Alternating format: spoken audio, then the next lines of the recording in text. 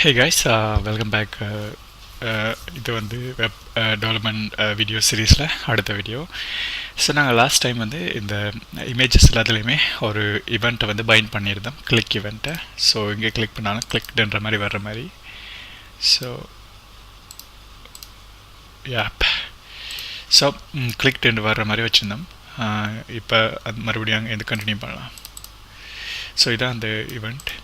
So light பாக்ஸ்ன்ற அந்த ஃபங்க்ஷனுக்குள்ளே தான் நம்ம கோட் எழுத போகிறோம். கோட் எழுதுறதுக்கு முன்னாடி நான் என்ன பண்ண போகிறோம், அந்த லைட் பாக்ஸை வந்து சும்மா ஒரு ப்ரிவியூ மாதிரி ரெடி பண்ண போகிறேன். அப்போ தான் அதை நான் ஜாவாஸ்கிரிப்ட்லேருந்து ட்ரிகர் பண்ண முடியும். ஸோ அதை HTML இப்போ பார்க்கலாம். இப்போ இங்கே வந்துட்டு இங்கே என்ன பண்ண போகிறேன், ஒரு div டேக் வந்து இந்த செக்ஷனுக்குள்ளே க்ரியேட் பண்ண போகிறேன். div டேக் கிளாஸ்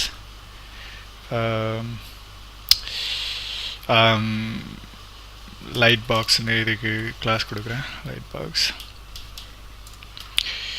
ஸோ இப்போ லைட் பாக்ஸை வந்து நான் ஸ்டைல் பண்ண போகிறேன். சிஎஸ்எஸ்க்கு போயிட்டு CSS செக்ஷனுக்கு கீழே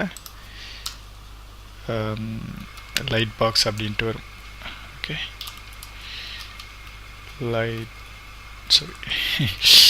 லைட் பாக்ஸ். இதில் வந்து லைட் பாக்ஸை செலக்ட் பண்ணி அதோட அதுக்கு வந்து பொசிஷன் வந்து இது ஃபிக்ஸ்டுன்னு கொடுக்குறேன். பொசிஷன் ஃபிக்ஸ்டுன்னா என்ன பண்ணுன்னா, அது அந்த இதில் ஃபிக்ஸ்டாக இருக்கும், ஸ்க்ரோல் பண்ணாலும் அங்கேயே இருக்கும், அப்படியே போகாமல். நான் இப்போ காட்டுறேன் போகிறோங்க. இதுக்கு வந்து வித் வந்து ஒரு 20 பிக்சல், அப்புறம் ஹைட் வந்து ஒரு 20 பிக்சல் கொடுத்துட்டு பேக்ரவுண்ட் கலர் வந்து ஒரு ரெட் கலர் கொடுத்துக்கிறேன். ஸோ பொசிஷன் ஃபிக்ஸ்டுன்னு கொடுத்ததால நான் அதுக்கு ஒரு பொசிஷனும் கொடுத்து வரேன், லைக் டாப் பாட்டம் அந்த மாதிரி. ஸோ டாப் வந்து 0, லெஃப்ட் வந்து 0 அப்படின்னா ஒரு மூலையில் இருக்கும். ஓகே, இப்போ பார்த்தீங்கன்னா இந்த மூலையில் இருக்குது. ஸோ இப்போ ஸ்க்ரோல் பண்ணாலும் அது அங்கேயே தான் இருக்கும், ஏன்னா அதான் ஃபிக்ஸ்டு. ஸோ அப்படியே ஃபிக்ஸ்ட் ஆகி அங்கேயே இருக்கும், அதை தான் ஃபிக்ஸ்டுன்னு சொல்லுவாங்க. ஸோ இப்போ என்ன பண்ண போகிறோம், இதை வந்து 100% கொடுக்க போகிறோம் வித்தை இதுக்கு, ஏன்னா ஃபுல்லாக பேஜ் ஃபுல்லாக கவர் பண்ணுற மாதிரி. ஓகே, சரி பார்த்தீங்கன்னா ஃபுல்லாக கவர் பண்ணிடும்.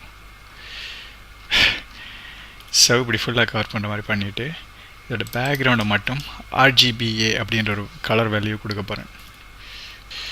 RGBன்றது வந்து ஹெக்ஸ் மாதிரி ஒரு கலர். அது நீங்கள் இந்த கலர் பிக்கரில், என்னோடய கலர் பிக்கரில் பார்த்தீங்கன்னா தெரியும், இங்கே இருக்குது RGB இருக்குது. இதில் நீங்கள் ஒரு டெஸ்க்டாப் ஆப், அந்த டெஸ்க்டாப் ஆப் டவுன்லோட் பண்ணியிருந்தீங்கன்னா RGBA அதில் இருக்கும், அதில் செட் பண்ணியிருக்கேன். ஸோ இந்த வேல்யூ கொடுக்க போகிறோம். இதில் வந்து ஒப்பாசிட்டி நீங்கள் கொடுக்கலாம் பேக்ரவுண்ட் கலரோடையே. ஸோ காட்ட போகிறேங்க. ஸோ இது வந்து 3 வேல்யூ எடுக்கக்கூடிய 3 நம்பர். ஸோ இது வந்து ஒவ்வொரு நம்பரும் வந்து 0லேருந்து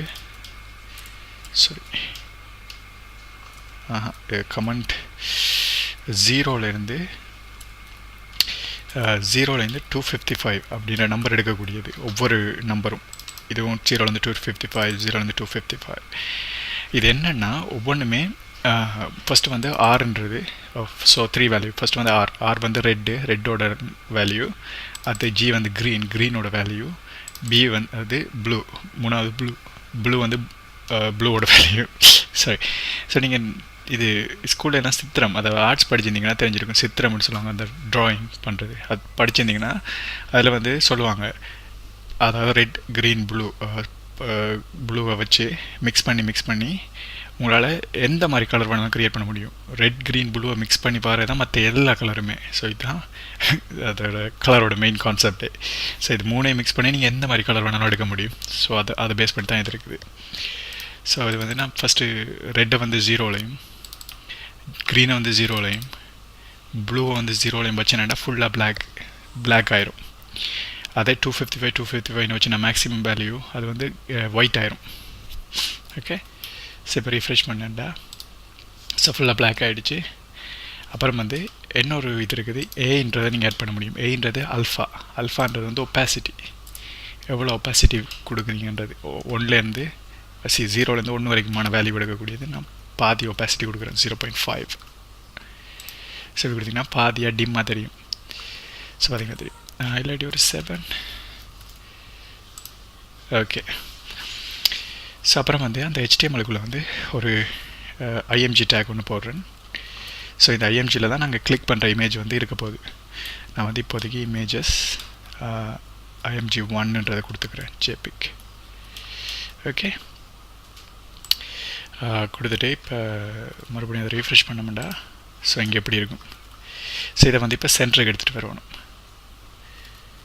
ஸோ இந்த இதை வந்து நான் போத் சைடும் ஒரு வெர்டிக்கலாகவும் ஹொரிசாண்டலாகவும் சென்டருக்கு கொண்டு வரணும்னா, ஸோ நீங்கள் வந்து ஹொரிசாண்டலாக சென்டருக்கு கொண்டு வந்துடலாம் ஈஸியாக. ஆனால் வெர்டிக்கலாக சென்டருக்கு கொண்டு வரதான் கொஞ்சம் பெரிய கஷ்டம். ஏன்னா இது வெப்பேஜ் வந்து எப்பயுமே ஸ்க்ரோலபிளாக இருக்கிறதால அது ரொம்ப கஷ்டம் அதை கொண்டு வரது. ஸோ அதனால் நான் ஆன்லைனில் சர்ச் பண்ணான் ஒரு எலிமெண்ட்டாக இப்படி சென்டருக்கு கொண்டு வரேன்ட்டு. இங்கே இருக்குது சென்டர் இன் சிஎஸ்எஸ் கம்ப்ளீட் கைடுன்னு இருக்குது css-tricks.comன்ற ஒரு வெப்சைட்டில்.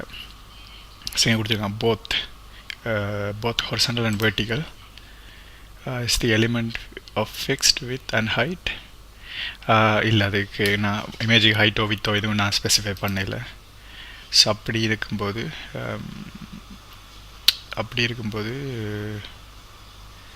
சாரி, இது ஃபிக்ஸ்டு வித் இல்லை, அன்னோன் வித் என்னோடது. So is the element of unknown width and height. ஆமாம். ஸோ பேரண்ட்டை வந்து ரிலேட்டிவ் கொடுத்துட்டு அந்த இமேஜுக்கு வந்து இதை அப்ளை பண்ண சொல்லியிருக்காங்க. ஸோ இது வந்து பொசிஷன் ஆப்சல்யூட்டை கொடுத்துட்டு டாப்பில் இருந்தும் பாட்டமில் லெஃப்டில் இருந்தும் 50% மூவ் பண்ணிட்டு இமேஜை. அப்புறம் வந்து இது CSS3ல் இன்ட்ரடியூஸ் பண்ணாங்க ட்ரான்ஸ்லேட்ன்றது. இது வந்து என்ன சொல்கிறது, பாதி ரிவர்ஸ் பண்ணுவோம் அதை ட்ரான்ஸ்லேட் பண்ணுறது.